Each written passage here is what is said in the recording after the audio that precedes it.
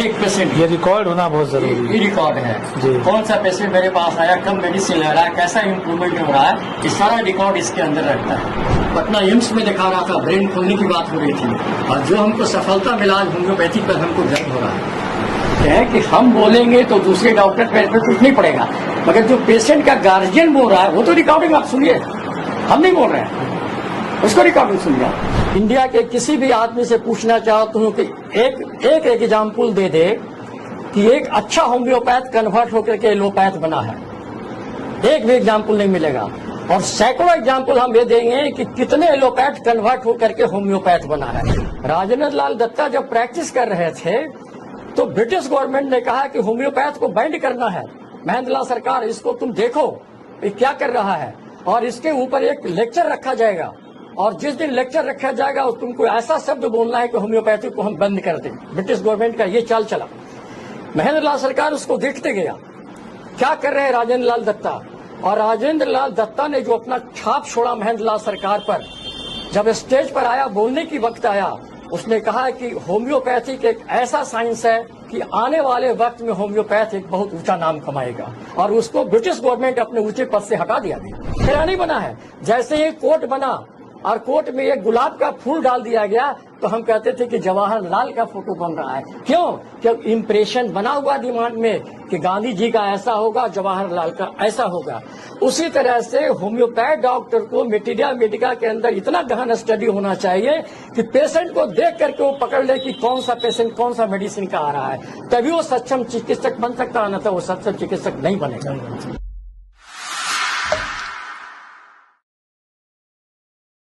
नमस्कार, आज हम मौजूद हैं एक मुख्तलिफ से भारत के राज्य बिहार में, ज्ञान और गंगा का देश बिहार, और बिहार का एक खास जिला है जो आज गया के नाम से प्राचीन समय से जाना जा रहा है। आज इसकी भौगोलिक स्थिति कुछ और है, जहाँ पे बुद्ध जी को ज्ञान हुआ था। और आज हम यहाँ पे डॉक्टर कल्याण स्वरूप साहब जो कि एक होम्योपैथ हैं, उनके यहाँ मौजूद हैं, और उनके रगों में जो है होम्योपैथी की लीगेसी जो है पीढ़ियों से बह रही है, क्योंकि आपके पिताजी जो डॉक्टर एसपी निर्झर साहब भी एक अच्छे होम्योपैथ रहे, और साहित्य के क्षेत्र में भी एक मजबूत हस्ताक्षर वो रखते थे।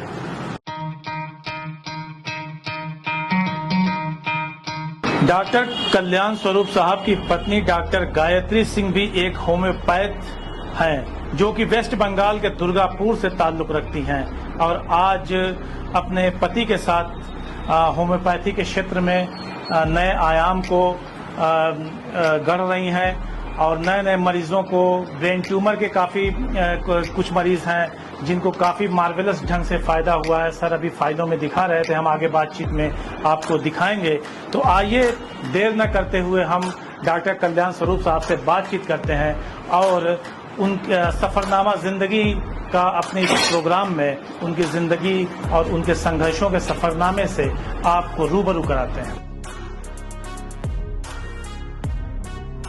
सर चलते हैं आपके बचपन की तरफ, क्योंकि वहीं पे कुछ फॉर्मेटिव ईयर्स वो होते हैं जहाँ पे कुछ ऐसा हो जाता है कि कुछ चीज़ें सामने आती हैं कि आदमी अपनी ज़िंदगी में आगे क्या करेगा।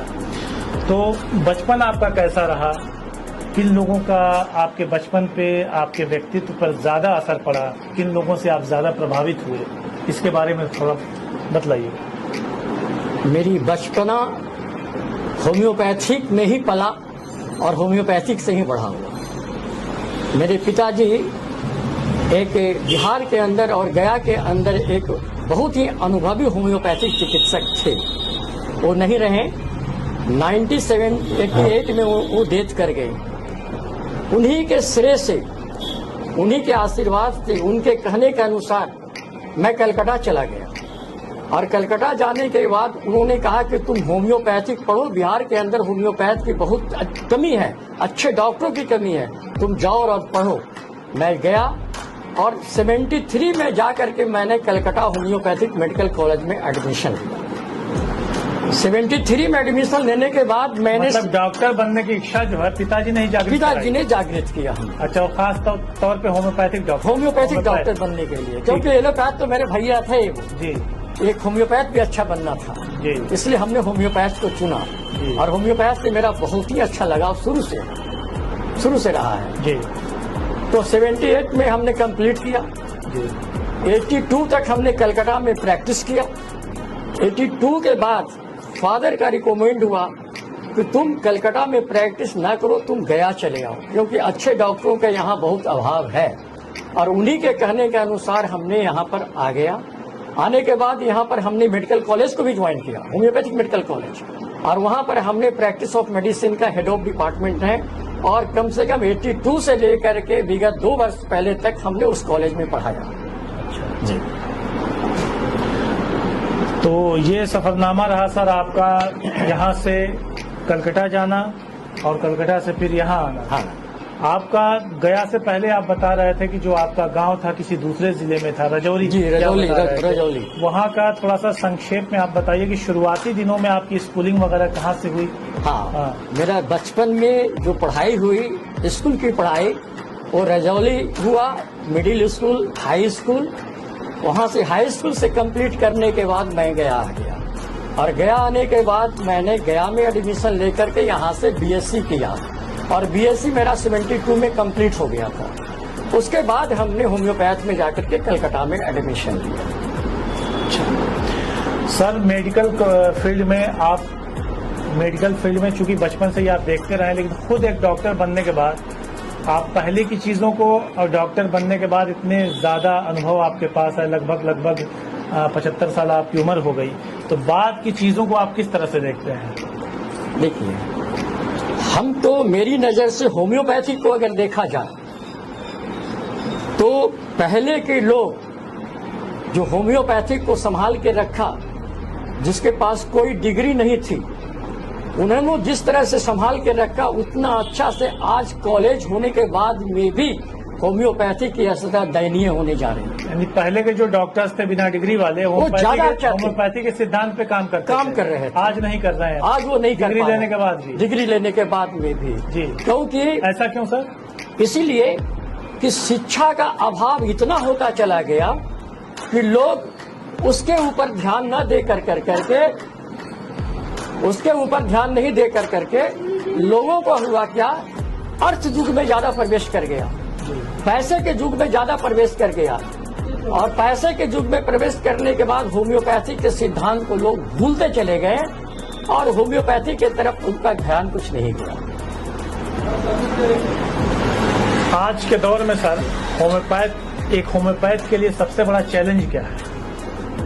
आज के दौर में होम्योपैथ के लिए सबसे बड़ी चैलेंज ये है कि हम होम्योपैथी को कैसे बचा सकें, क्योंकि एक हैनीमैन जो खुद एलोपैथ के डॉक्टर थे, जब उन्होंने कमी देखा एलोपैथिक साइंस के अंदर, तब उन्हें कन्वर्ट होकर के एक होम्योपैथ बना, और हैनीमैन को देख करके बहुत सारे लोग कन्वर्ट होकर के होम्योपैथ बने। फॉरेन की बात छोड़ दीजिए, हम इंडिया के अंदर आके बताता हूं आपको कि इंडिया में फर्स्ट डॉक्टर जो कन्वर्ट किया था डॉक्टर महेंद्र लाल सरकार। महेंद्र लाल सरकार ब्रिटिश गवर्नमेंट के अंदर एक एमबीबीएस करने के बाद एक बहुत प्रसिद्ध डॉक्टर थे, और सरकार उसको बहुत अच्छे पोस्ट पर रखे हुए था। उस वक्त में एक डॉक्टर, इंडिया के अंदर एक ही डॉक्टर होम्योपैथिक प्रैक्टिस कर रहा था, और उनका नाम था राजेंद्र लाल दत्ता। राजेंद्र लाल दत्ता जब प्रैक्टिस कर रहे थे तो ब्रिटिश गवर्नमेंट ने कहा कि होम्योपैथ को बैंड करना है।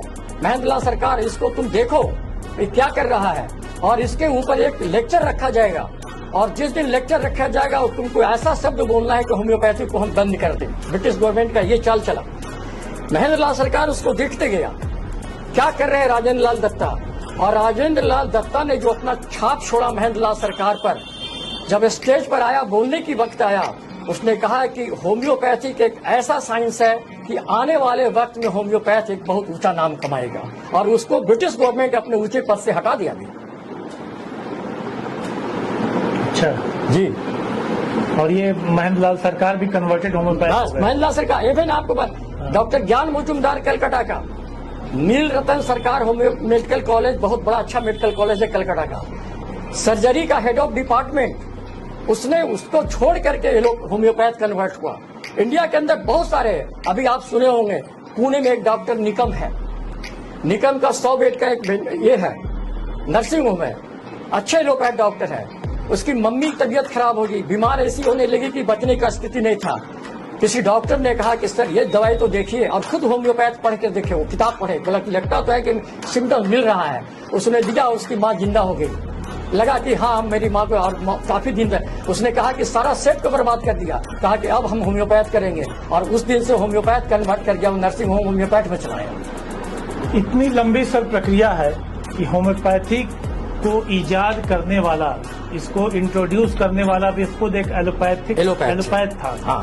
बावजूद उसके कई एलोपैथ जो है होम्योपैथी के क्षेत्र में कन्वर्ट होकर के बड़ा काम किए, बीइंग ए होम्योपैथ। उसके बावजूद भी अन्य पैथी के लोग जो है फिर भी एक शब्द का बाण चलाते हैं कि ये प्लेसिबो है, this is a placebo and nothing but nothing. ऐसा क्यों सर? इसके एक चीज बता देता हूं, आप जैसे अगर एक्सपीरियंस्ड होम्योपैथ अगर इस पे कुछ नहीं बोलेंगे तो फिर इनका जवाब नहीं हो पाएगा। मैं इंडिया के किसी भी आदमी से पूछना चाहता हूँ कि एक एग्जाम्पल दे दे कि एक अच्छा होम्योपैथ कन्वर्ट होकर के एलोपैथ बना है। एक भी एग्जाम्पल नहीं मिलेगा, और सैकड़ों एग्जाम्पल हम ये देंगे कि कितने एलोपैथ कन्वर्ट होकर के होम्योपैथ बना है। तो हमारे साइंस के अंदर तो अच्छा ही कुछ है। अब रह गई बात कि लोग प्लेसिबो क्यों बोलते हैं। समस्या है प्लेसिबो क्यों बोलते हैं। देखिए, हम चेहरे से कभी नहीं कह सकते हैं कि हम हिंदू हैं, हम चेहरे से कभी नहीं कह सकते हैं कि मुस्लिम है, हम चेहरे से कभी नहीं कह सकते हैं कि ईसाई है। हम देखते हैं क्या, हम देखते हैं क्या कि अगर कोई आदमी कुरान शरीफ को पढ़ रहा है, कुरान शरीफ को मान रहा है, तो निश्चित वो मुस्लिम होगा। अगर ये बाइबिल को पढ़ रहा है, बाइबिल को मान रहा है, तो निश्चित वो ईसाई होगा। अगर हम वेद को मान रहे हैं, गीता को मान रहे हैं, तो निश्चित है ये हिंदू होगा। परिस्थिति आ जाए क्या, जितने भी थेराप्यूटिक साइंस बना, मेडिकल साइंस बना, तो हर साइंस का एक अपना एक प्रिंसिपल होता है, अपना एक सिद्धांत होता है। तो सिद्धांत क्या होता है? एलोपैथी के अलग सिद्धांत है, होम्योपैथ के अलग सिद्धांत है, आयुर्वेद की अलग सिद्धांत है। तो हेनीमैन ने हमको एक सिद्धांत दिया, लाइक क्योर्स लाइक, एक प्रिंसिपल दिया, कार्डिनल प्रिंसिपल दिया, law of similar, law of simplex, law of minimum, उसने प्रिंसिपल दिया। मगर हम होम्योपैथ क्या कर गए?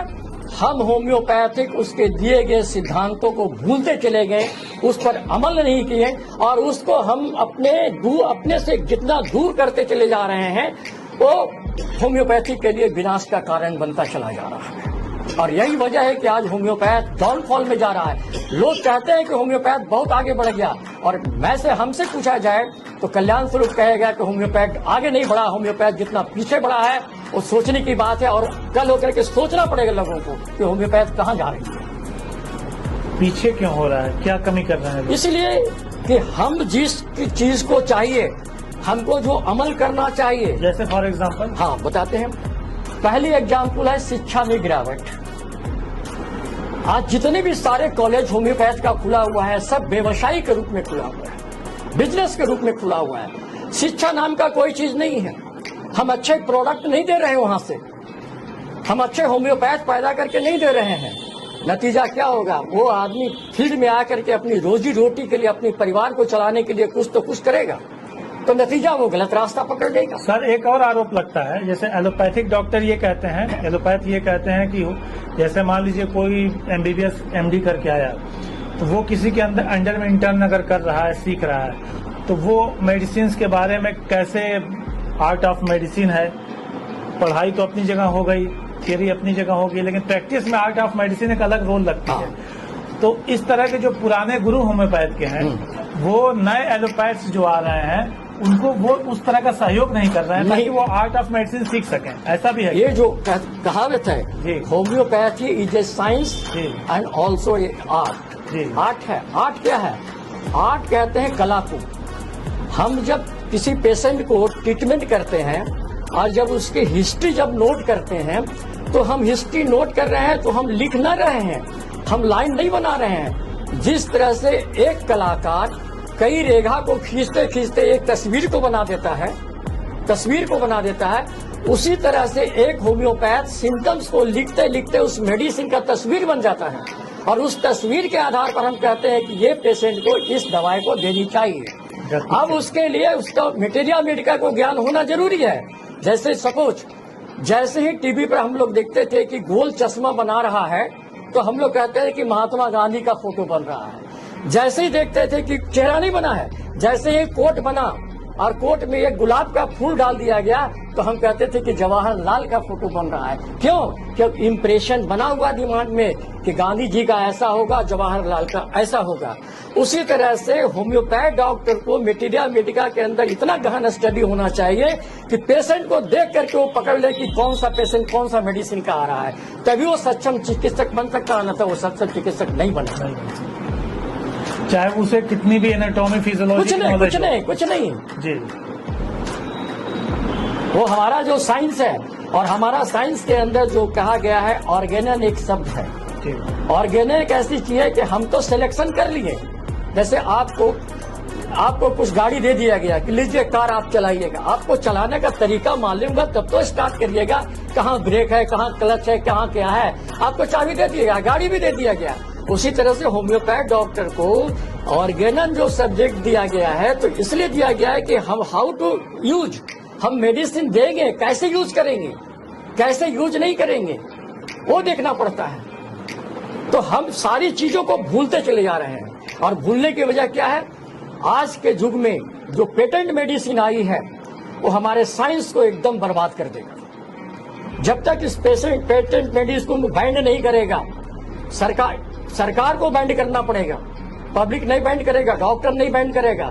इसलिए कि डॉक्टर नहीं बैंड करेगा, उसको लाभ मिल रहा है, बिना मेहनत का उसको पैसा मिल रहा है, बिना मेहनत के कंपनी वाले उसको घुमाने के लिए आज सऊदीया ले जा रहे हैं, तो श्रीलंका ले जा रहा है, तो कहाँ ले जा रहा है। हमारी इतनी दवाई खरीद लो, हम तुमको यहाँ घुमा देंगे। कल्याण स्वरूप के पास कोई नहीं आता है वो आदमी, तो जानता है कि कल्याण स्वरूप ऐसा काम करने वाला आदमी नहीं है, नहीं है। सर, होम्योपैथी के बारे में आपने बहुत गहनता से बताया, और इस तरह के विचार जो है लोगों में जागरूकता भी पैदा करेंगे, और आने वाले होम्योपैथ जो यंगस्टर्स हैं उनके लिए भी बहुत ही ये उपयोगी साबित होगा। एक लीक से हटकर थोड़ा सा सवाल कि अगर आप होम्योपैथ ना होते तो क्या होते? दूसरा, आपका पसंदीदा सब्जेक्ट क्या था? हाँ, नहीं एक्चुअली क्या है, मैं शुरू से ही ये दिमाग में बसा लिया था कि हमको मेडिकल साइंस की तरफ जाना है। मगर बड़े भाई जब एमबीबीएस बन गए तो हमको लगा कि अब तो अपने फैमिली में एक एमबीबीएस तो आ गया, एक अच्छे होम्योपैथ आना चाहिए, और वहीं से मेरा राह अलग हुआ और हमने होम्योपैथ को चुना। और होम्योपैथ इतनी सुंदर साइंस है, इतनी सुंदर साइंस है कि जो आदमी सही होम्योपैथ करेगा वही होम्योपैथ का स्वाद ले पाएगा, अन्यथा वो स्वाद नहीं ले पाएगा। कुछ कहानी हो इंटरेस्टिंग आपके कॉलेज लाइफ की तो बताइए। हाँ, बताता हूँ। दो अपनी प्रैक्टिस की भूल बताता हूँ जी। हमने लाइफ में क्या भूल किया जी। एक भूल है जिस समय मैं कलकत्ता में प्रैक्टिस कर रहा था जी। एक छोटी बच्ची क्लास 6 में पढ़ती थी कॉन्वेंट में, वो गुजरात की लड़की थी। उसको बैठे बैठे क्लास में पैखाना हो जाता था, मगर उसको ये पता नहीं चलता था कि पैखाना हो गया। पैखाना के गंध से उसको पता चलता था कि पैखाना हो गया, मगर उस वक्त हम गुजराती सीखे नहीं थे पूरी तरह से। उसने बोली, हमने सारा हिस्ट्री ले लिया, पूछा था कि क्या खाना पसंद करती हो, तो बोली कि मीठा खाना पसंद करते हैं। हमने डिजायर के पास स्वीट लिख दिया। मेडिसिन मेरी चलती रही, 2 महीना हो गया, उस पेशेंट को कोई फायदा नहीं हुआ। उसकी मम्मी ने बोला कि सर 2 महीना हो गया, इसको कोई फायदा नहीं किया है, सर देखिए। तो हमने केस को रिवाइज करना शुरू किया। केस को रिवाइज करते करते हमने पूछते जा रहे हैं तो वही चीज बता रही जो मेरे केस में लिखा हुआ था। हमने पूछा, अच्छा क्या खाना पसंद करती हो, तो बोली मीठा। अब सोचे मीठा तो मेरे पास लिखा हुआ है, तब हम क्रॉस क्वेश्चन हम करना चाहें। हमने बताओ कि दूध का बना हुआ मीठा पसंद करती हो, या बोली कि अंकल मीठा मतलब क्या समझते हैं आप। हमने कहा मीठा मतलब तो हम स्वीट ही समझ रहे हैं। बोला